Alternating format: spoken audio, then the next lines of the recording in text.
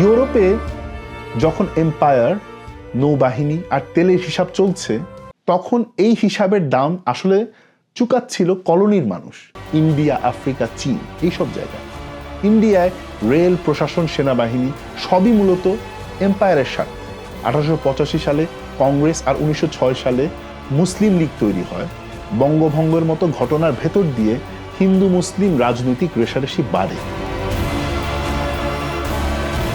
যুদ্ধ শুরু হলে ইন্ডিয়া থেকে বিপুল সৈন্য, কর, খাদ্য নেওয়া হয়, আর খাদ্য দাম বেড়ে গ্রামাঞ্চলে তৈরি হয় ভয়াবহ সংকট।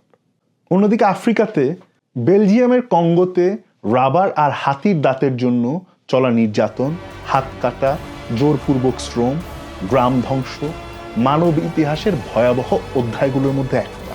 জার্মান সাউথ ওয়েস্ট আফ্রিকায় হেরেরো আর নামা জনগোষ্ঠীর উপর সরাসরি গণহত্যা ঘটে। আফিম যুদ্ধ চীনের দরজা জোর করে খুলে দেয়। টাইপিং বিদ্রোহ চীনকে ভেতর থেকে ধ্বংস করে।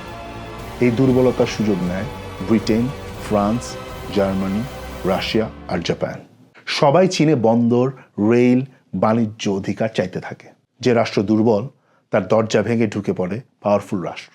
ইউরোপের যুদ্ধজাহাজ বানাতে, রেল চালাতে যে সম্পদ লেগেছে, তার পেছনে ছিল এই লক্ষ লক্ষ মানুষের নিপীড়ন। ইউরোপের বড় বড় শহরগুলোতে তখন এক ধরনের জাতীয়তাবাদী উন্মাদনা ছড়িয়ে পড়ে। প্রেস আর প্রপাগান্ডা যুদ্ধকে দেখাচ্ছিল গৌরবের একটা উপলক্ষ হিসাবে।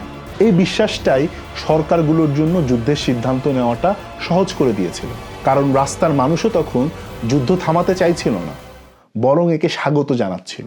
তাই প্রথম বিশ্বযুদ্ধ কোনো একদিনের দুর্ঘটনা না।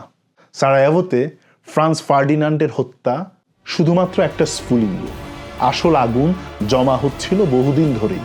দুই প্রতিদ্বন্দ্বী জোটের ভেতর, নৌবাহিনীর প্রতিযোগিতার ভেতর, তেলের রাজনীতির ভেতর, আর কলোনির উপর দাঁড়ানো এক বিশ্ব ব্যবস্থার ভেতর।